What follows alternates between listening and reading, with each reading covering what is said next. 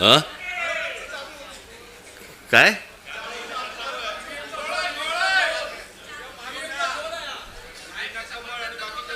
म्हणून तुम्ही जर लक्ष नाही दिलं ना तर हातात केळच येणार.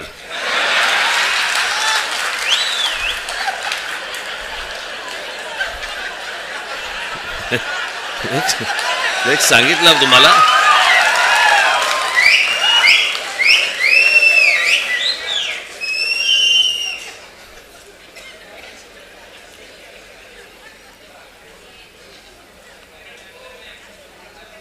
हे आपण गेले अनेक वर्ष आपण ही ओरडून ओरडून सांगतोय.